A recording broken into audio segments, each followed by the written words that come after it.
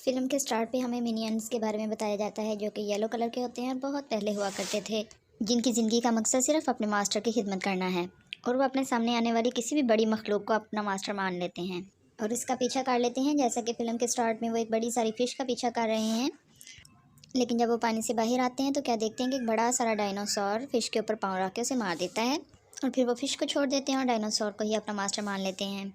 लेकिन यहाँ पर एक मिनियंस से खुद ही एक गलती हो जाती है कि एक बड़ा सा पत्थर डायनासोर को एक बड़ी खाई में आतिफिशा में फेंक देता है और इस तरह उसकी भी मौत हो जाती है। अब उनके पास क्योंकि कोई मास्टर नहीं है, इसलिए वो मास्टर की तलाश को ही अपनी ज़िंदगी का मकसद बना लेते हैं।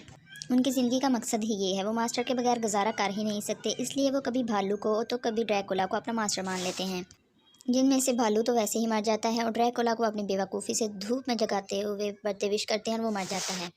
बार बार नया मास्टर ढूंढना और फिर नए मास्टर का मर जाना उनके लिए बहुत तकलीफदा था और उन्होंने फैसला कर लिया था कि अब वो अकेले ही रहेंगे, क्योंकि उन्हें अपने मास्टर की खिदमत करने की आदत थी। इसलिए अब वो मास्टर के बगैर अपने आप को निकम्मा और बेकार महसूस कर रहे थे, क्योंकि उन्हें हमेशा अपने मास्टर के अंडर रहना ही अच्छा लगता था। अपने ग्रुप की हालत देखते हुए तीन मिनियंस ये फैसला करते हैं कि अब वो बाहर की दुनिया में जाएंगे और अपने ग्रुप के लिए एक नया मास्टर ढूंढ कर लाएंगे। अब दिखाया जाता है कि वो तीनों अपना सफ़र स्टार्ट करते हैं और पहुंचते हैं न्यूयॉर्क के एक शहर में। वहाँ वो एक अमीर लड़की से मिलते हैं जिसे अपने लिए गुलामों की ज़रूरत थी, यानी कि वो ये चाहती थी कि उसका हर काम कोई ही कर दे। उस लड़की को देख कर इन तीनों मिनियंस को लगता है कि उनका काम आसान हो गया है, वो इस लड़की को ही अपना मास्टर बनाएंगे। अब वो उस लड़की को अपना मास्टर मानते हुए लैंडो एक शहर के लिए जो कि उस लड़की का है उसके लिए रवाना होते हैं। फिर दिखाया जाता है कि वो पहुंचते हैं एक ऐसे शो में जहां उस लड़की के गुलाम बनने के लिए बहुत सारे लोग जमा थे।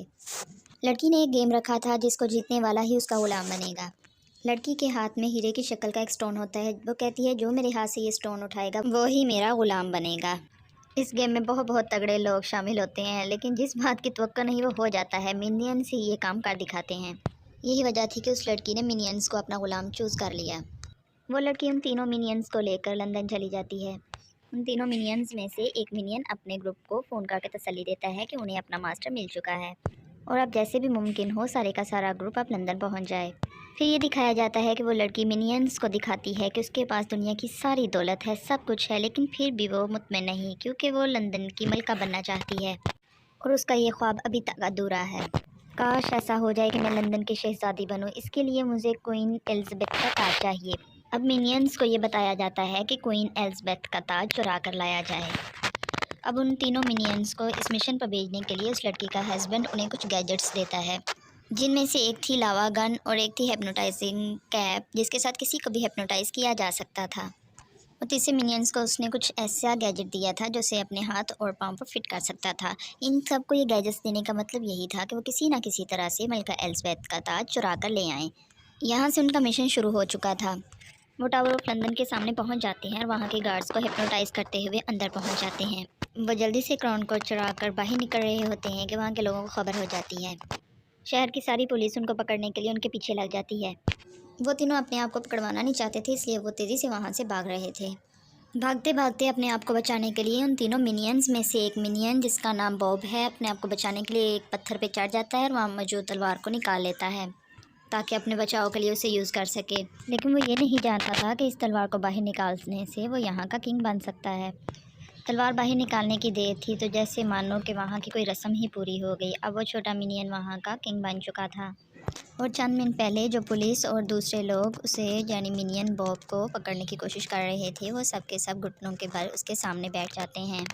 दूसरी तरफ इस बात की खबर जब उस अमीर कबीर लड़की को होती है जिन्होंने इस छोटे मिनियंस को हायर किया था, तो उसे बहुत ज़्यादा गुस्सा आता है। उसे लगता है कि बॉब अब किंग बन चुका है और जो ताजपोशी उसकी होनी थी वो अब बॉब की हो रही है। वो लड़की ये सोचती है कि बॉब ने उसका सपना चुराया है। वो उनसे बदला लेने के लिए उनके पास पहुंच जाती है, लेकिन उनके पास पहुंच के उसे पता चलता है कि मिनियंस का ऐसा कोई इरादा नहीं था। वो तो अपनी तलवार और वो ताज भी उसे देने के लिए राज़ी थे। ताज और तलवार लेने के बाद वो अमीर लड़की उनका शुक्रिया अदा करने के बजाय उन्हें कैद खाने में कैद कर देती है, लेकिन वो छोटे होने पर बहुत तेज़ भी हैं। वो कोई ना कोई रास्ता ढूंढ ही लेते हैं और वो सीधा उस शो में पहुंचते हैं जहां पर उस अमीर लड़की की ताजपोशी होनी थी। वो एक फ़ानूस पर गिरते हैं और उनके गिरने की वजह से फ़ानूस खुलना शुरू हो जाता है और उस अमीर लड़की पर गिरता है, जिस पर उसे बहुत गुस्सा आता है। वहाँ से वो जान बचा कर भागते हैं, लेकिन वो उन्हें पकड़ने का हुक्म दे देती है।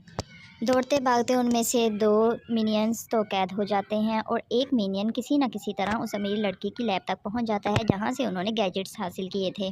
लाइब्रेरी में जाते ही वो ऊट-पटांग बटन छेड़ना शुरू कर देता है और एक बड़ा सा ब्लास्ट होता है जिसका ये रिज़ल्ट आता है कि बड़ा सा मिनियन बन जाता है जो कि लंदन टावर से भी बड़ा होता है।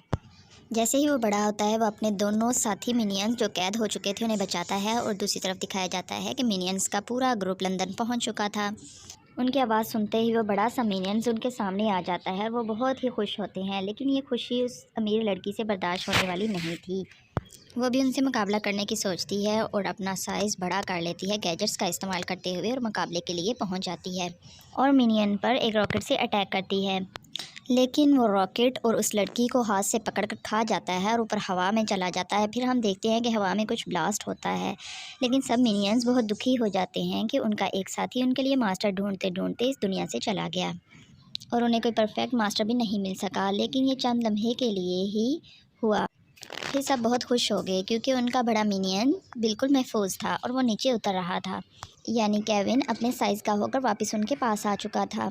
अब सीन कट होता है और मलका को दिखाया जाता है जिनके पास उनका ताज वापस आ गया है और मिनियंस भी ये देखकर बहुत खुश हैं। लेकिन फिर दूसरी तरफ दिखाया जाता है कि वो लड़का और लड़की वो ताज लेकर भागते हैं, लेकिन एक लड़का बहुत बहादुरी के साथ उसका मुकाबला करता है और फ्रीज गन के साथ उन्हें फ्रीज कर देता है और फिर अपनी बाइक को जल्दी से लेकर उड़ता है, उसे रॉकेट बनाता है और हवा में उड़ जाता है।